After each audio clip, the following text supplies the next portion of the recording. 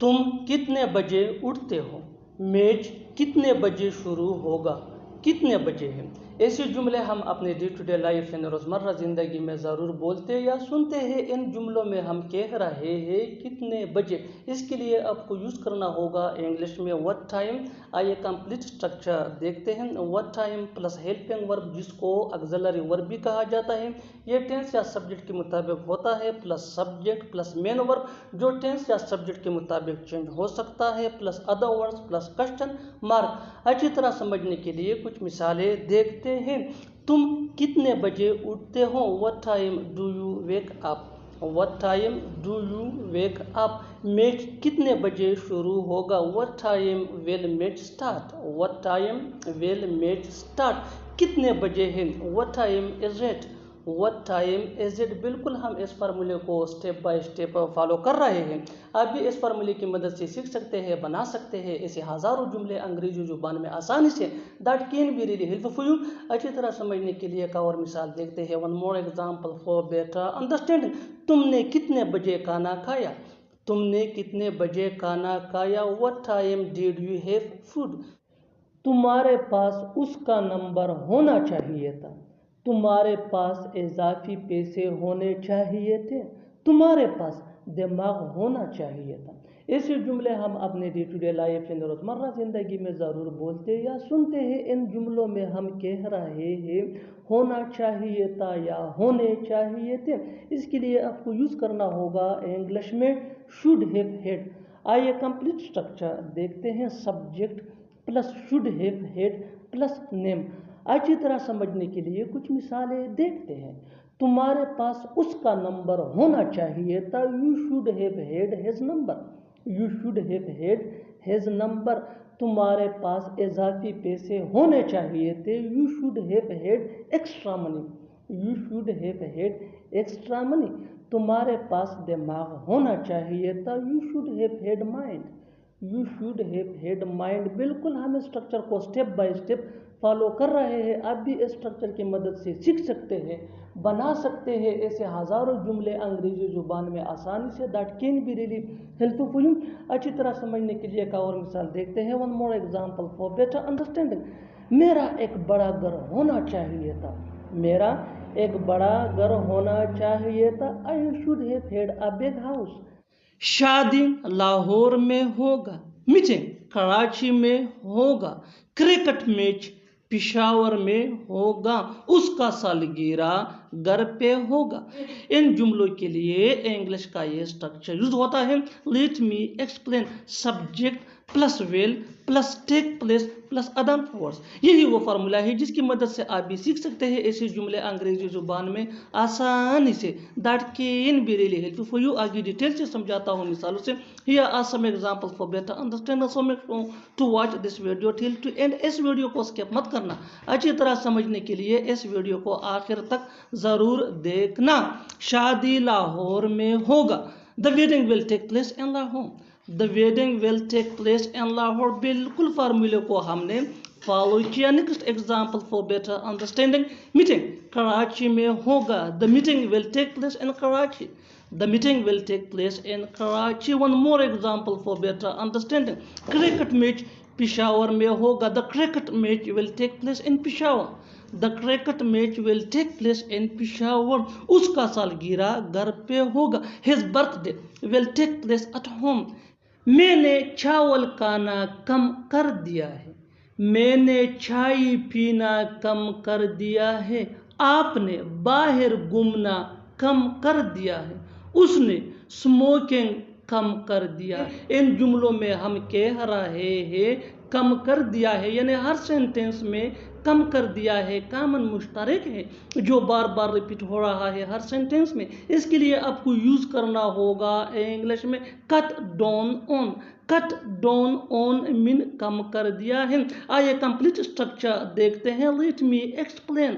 Subject plus helping verb जिसको auxiliary verb भी कहा जाता है, ये सब्जेक्ट या टेंस के मुताबिक होता है, plus cut down on plus noun या verb plus ing plus other words. यही वो फार्मूला है जिसकी मदद से आप भी सीख सकते हैं ऐसे जुमले अंग्रेजी जुबान में आसानी से। That can be really helpful for you.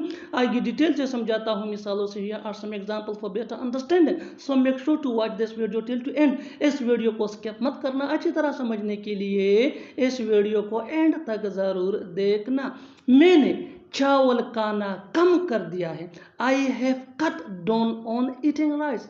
I have cut down on eating rice. बिल्कुल फार्मूले को हमने फॉलो किया। Next example for better understanding, मैंने चाय पीना कम कर दिया है। I have cut down on taking tea. I have cut down on taking tea. आपने बाहर घूमना कम कर दिया है। You have cut down on walking outside. You have cut down on walking outside. One more example for better understanding. उसने smoking कम कर दिया है। He cut down on smoking. उल्टा, उसने मुझसे माफी मांगी। उल्टा, मैंने उसे पैसे दिए। उल्टा, तुम शिकायत कर रहे हो। उल्टा, वो मुझे पढ़ा रहा है। इन जुमलों को गौर से देखो। ऐसे जुमले हम अपने डे टू डे लाइफ यानी रोज़मर्रा ज़िंदगी में ज़रूर बोलते या सुनते हैं दूसरों से। ऐसे जुमले हमें रोज़ बोलने या सुनने को मिलते हैं अपने डे टू डे लाइफ में। इन जुमलों में हम कह रहे हैं उल्टा, यानी हर सेंटेंस में उल्टा कॉमन मुश्तरक है जो बार बार रिपीट हो रहा है हर सेंटेंस में। इसके लिए आपको यूज़ करना होगा इंग्लिश में रादर। रादर मीन उल्टा या बल्कि। आइए कंप्लीट स्ट्रक्चर देखते हैं। Let me explain. Rather plus comma plus sentence. Sentence ये सिचुएशन के हिसाब से होगा और रादर मीन उल्टा। यही वो फार्मूला है जिसकी मदद से आप भी सीख सकते हैं ऐसे जुमले अंग्रेजी जुबान में आसानी से। That can be really helpful for you. आगे डिटेल से समझाता हूँ मिसालों से। Here are some examples for better understanding, so make sure to watch this video till to end. इस वीडियो को स्किप मत करना, अच्छी तरह समझने के लिए इस वीडियो को एंड तक जरूर देखना। उल्टा, उसने मुझसे माफी मांगी। Rather he apologized to me.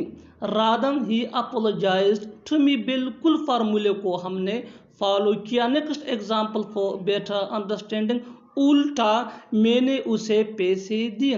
Rather I gave him the money. Rather, I gave him the money. One more example for better understanding. उल्टा, तुम शिकायत कर रहे हो। Rather, you are complaining. तुम्हारे बिना मन नहीं लगता। उसके बिना मेरा मन नहीं लगता। फैमिली के बिना यहाँ मेरा बिल्कुल भी मन नहीं लगता। दोस्तों के बिना मेरा मन नहीं लगता। इन जुमलों के लिए इंग्लिश का ये स्ट्रक्चर यूज होता है। Let me explain. Subject plus don't या डजंट या डिडंट। डोंट ये आई वी दे या प्लूरल नेम के साथ यूज होता है। डजंट ये ही शी इट या सिंगुलर नेम के साथ यूज होता है। और डिडंट ये पास्ट टेंस में यूज होता है। Plus feel like without plus other. तुम्हारे बिना मन नहीं लगता बिल्कुल डेली लाइफ का एक कॉमन सेंटेंस है। तुम्हारे बिना मन नहीं लगता। I don't feel like without you. I don't feel like without you. उसके बिना मेरा मन नहीं लगता। I don't feel like without her. I don't feel like without her. Family के बिना यहाँ मेरा बिल्कुल भी मन नहीं लगता। I don't feel like here without my family. I don't feel like here without my family. दोस्तों के बिना मेरा मन यहाँ नहीं लगता। I don't feel like here without my friends. I don't feel like here without my friends. तुम किसी काम के नहीं हो। वो किसी काम का नहीं है। तुम्हारा दोस्त किसी काम का नहीं है। उसका मोबाइल किसी काम का नहीं है। इन जुमलों को गौर से देखो। ऐसे जुमले हम अपने डे टू डे लाइफ यानी रोज़मर्रा ज़िंदगी में ज़रूर बोलते या सुनते हैं दूसरों से। ऐसे जुमले हमें रोज़ बोलने या सुनने को मिलते हैं अपने डे टू डे लाइफ में। इन जुमलों में हम कह रहे हैं किसी काम का नहीं है, यानी हर सेंटेंस में किसी काम का नहीं, बार बार रिपीट हो रहा है, यानी कॉमन मुश्तरक है हर सेंटेंस में। इसके लिए आपको यूज़ करना होगा इंग्लिश में good for nothing. Good for nothing mean किसी काम का नहीं, यानी बेकार होना या किसी काम का न होना। आइए कंप्लीट स्ट्रक्चर देखते हैं। Let me explain. Subject plus helping verb. Helping verb या सब्जेक्ट के मुताबिक होगा प्लस गुड फॉर नथिंग। तुम किसी काम के नहीं हो, यानी तुम किसी काम के नहीं हो, बेकार हो। You are good for nothing. You are good for nothing. वो किसी काम का नहीं है। He is good for nothing. He is good for nothing. तुम्हारा दोस्त किसी काम का नहीं है। Your friend is good for nothing. Your friend is good for nothing. उसका मोबाइल किसी काम का नहीं है। His mobile is good for nothing. मुझे जाना पड़ेगा। हमें देहयान से रहना पड़ेगा। तुम्हें यहाँ आना पड़ेगा। मुझे हर हाल में उससे मिलना पड़ेगा। इन जुमलों को गौर से देखो। ऐसे जुमले हम अपने डे टू डे लाइफ यानी रोज़मर्रा ज़िंदगी में ज़रूर बोलते या सुनते हैं दूसरों से। ऐसे जुमले हमें रोज़ बोलने या सुनने को मिलते हैं अपने डे टू डे लाइफ में। इन जुमलों में हम कह रहे हैं पड़ेगा, यानी हर सेंटेंस में पड़ेगा कॉमन मुश्तरक है जो बार बार रिपीट हो रहा है हर सेंटेंस में। इसके लिए आपको यूज़ करना होगा इंग्लिश में will have to. Will have to mean पड़ेगा। आइए कंप्लीट स्ट्रक्चर देखते हैं। Let me explain. Subject plus will have to plus V1 यानी first form of verb plus other. मुझे जाना पड़ेगा। I will have to go. I will have to go. हमें ध्यान से रहना पड़ेगा। We will have to live carefully. We will have to live carefully. तुम्हें यहाँ आना पड़ेगा। You will have to come here. You will have to come here. मुझे हर हाल में उससे मिलना पड़ेगा। I will have to meet him by all means. क्या कोई और सड़क है जाने को? क्या कोई और जगह है रुकने को? क्या कोई और बात है सुनने को? ऐसे जुमले हम अपने डे टू डे लाइफ यानी रोज़मर्रा ज़िंदगी में ज़रूर बोलते या सुनते हैं। इन जुमलों में हम कह रहे हैं क्या कोई और। इसके लिए आपको यूज़ करना होगा इंग्लिश में इज़ देयर एनी अदर। आइए कंप्लीट स्ट्रक्चर समझते हैं। Is there any other plus thing यानी जिसको हम डिस्कस कर रहे हैं प्लस टू प्लस V1 यानी first form of verb plus other words plus question mark अगर लिखना हो तो। अच्छी तरह समझने के लिए कुछ मिसालें देखते हैं। क्या कोई और सड़क है जाने को, यानी क्या कोई दूसरा रास्ता या सड़क है, रोड है जाने को। Is there any other road to go. Is there any other road to go. क्या कोई और जगह है रुकने को। जब हम किसी से पूछते हैं कि क्या कोई और होटल रेस्टोरेंट वगैरह है रुकने को, so is there any other place to stay. Is there any other place to stay. क्या कोई और बात है सुनने को। Is there any other talk to listen. Is there any other talk to listen. बिल्कुल हम स्ट्रक्चर को स्टेप बाय स्टेप फॉलो कर रहे हैं। आप भी इस स्ट्रक्चर की मदद से सीख सकते हैं, बना सकते हैं ऐसे हज़ारों जुमले अंग्रेजी ज़ुबान में आसानी से। That can be really helpful. अच्छी तरह समझने के लिए एक और मिसाल देखते हैं। One more example for better understanding. जितना ज़्यादा प्रैक्टिस करोगे उतना ही जल्दी इंग्लिश सीख जाओगे। क्या कोई और काम है करने को। क्या कोई और काम है करने को। Is there any other work to do. Is there any other work to do. और आखिर में ये सेंटेंस आपके लिए कमेंट सेशन में इसका जवाब ज़रूर देना। क्या कोई और घर है रहने को। क्या कोई और घर है रहने को। Subscribe to English PS for more advance English sentence structure.